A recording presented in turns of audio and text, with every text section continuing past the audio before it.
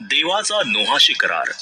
मग देवाने नोहास व त्याच्या पुत्रास आशीर्वाद देऊन म्हटले, फलद्रूप व्हा, बहुगुणित व्हा आणि पृथ्वी व्यापून टाका। पृथ्वीवरील सर्व पशु, आकाशातील सर्व पक्षी, भूमीवर रांगणारे सर्व प्राणी व समुद्रातील सर्व मासे यांना तुमचे भय व धाक राहील। ती तुमच्या स्वाधीन केली आहेत। सर्व संचार करणारे प्राणी तुमचे अन्न होतील। वनस्पती ज्याप्रमाणे तुम्हास दिली होती त्याप्रमाणे सर्व काही आता तुम्हास देतो। तथापि मांसाचे जीवन रक्त आहे, म्हणून रक्तासकट मांस खाऊ नका। मी तुमच्या रक्ताबद्दल म्हणजे तुमच्या जीवाबद्दल झडती घेईन। प्रत्येक पशुची व मनुष्याची झडती घेईन। प्रत्येक मनुष्याची त्याच्या भावाच्या जीवाबद्दल झडती घेईन। जो कोणी मनुष्याचा रक्तपात करेल त्याचा रक्तपात मनुष्याकडून होईल, कारण देवाने मनुष्य आपल्या प्रतिरूपाचा उत्पन्न केला आहे। तुम्ही फलद्रूप व्हा, बहुगुणित व्हा, पृथ्वीवर विपुल वंशवृद्धी करा, तिच्यावर बहुगुणित व्हा। देव नोहास व त्याचबरोबर त्याच्या मुलांस म्हणाला, पहा, मी तुम्हाशी व तुमच्या मागे तुमच्या संततीशी करार करून ठेवितो। त्याप्रमाणेच तुम्हाबरोबर असलेले सर्व सजीव प्राणी, म्हणजे तुम्हाबरोबर तारवातून बाहेर आलेले पक्षी, ग्रामपशु व पृथ्वीवरील इतर सर्व प्राणी यांच्याशीही मी करार करून ठेवितो। तुम्हाशी हा करार करून ठेवितो की पुन्हा जलप्रलयाने प्राणी मात्र नष्ट होणार नाहीत आणि पृथ्वी नाश करणारा जलप्रलय पुन्हा कधी व्हावयाचा नाही। देव म्हणाला, माझ्यामध्ये व तुमच्यामध्ये त्याप्रमाणेच तुम्हाबरोबर असणाऱ्या सर्व सजीव प्राण्यांमध्ये पिढ्यानपिढ्या युगानयुग राहणारा जो करार मी करीत आहे त्याचे चिन्ह हे, मी मेघात धनुष्य ठेविले आहे।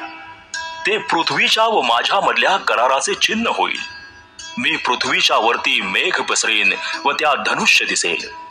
तेव्हा माझ्यामध्ये आणि तुम्ही व सर्व देहधारी सजीव प्राणी यांच्यामध्ये झालेला करार मी स्मरेन आणि यापुढे सर्व देहधाऱ्यांचा नाश करील असा जलप्रलय होणार नाही। धनुष्य मेघात दिसेल, ते पाहून माझ्यामध्ये आणि पृथ्वीवरील सर्व सजीव प्राण्यांमध्ये झालेल्या युगानयुग राहणाऱ्या कराराचे मला स्मरण होईल। देव नोहाला म्हणाला, माझ्यामध्ये व पृथ्वीवरील सर्व प्राणी यांच्यामध्ये जो करार मी करून ठेविला आहे त्याचे हे चिन्ह होय। नोहा आणि त्याचे मुलगे। नोहाचे मुलगे तारवा बाहेर निघाले। त्यांची नावे शेम, हाम व याफेत अशी होती। हाम हा कनानाचा बाप। हे नोहाचे 3 मुलगे। यांच्यापासून पृथ्वीभर लोकविस्तार झाला।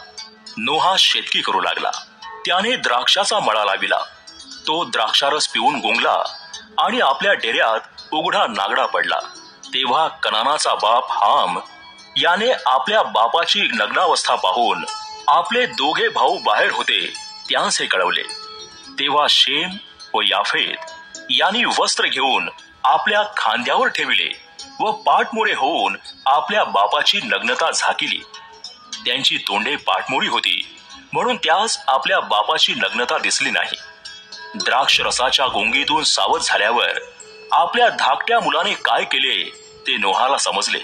तो म्हणाला, कनान शापित होईल, तो आपल्या बांधवांच्या दासांचा दास होईल। तो म्हणाला, शेमाचा देव परमेश्वर धन्य, कनान त्याचा दास होईल। देव याफेताचा विस्तार करील, तो शेमाच्या डेऱ्यात राहील आणि कनान त्याचा दास होईल। नोहा जलप्रलयानंतर 350 वर्षे जगला। नोहा एकंदर 950 वर्षे जगला, मग तो मरण पावला।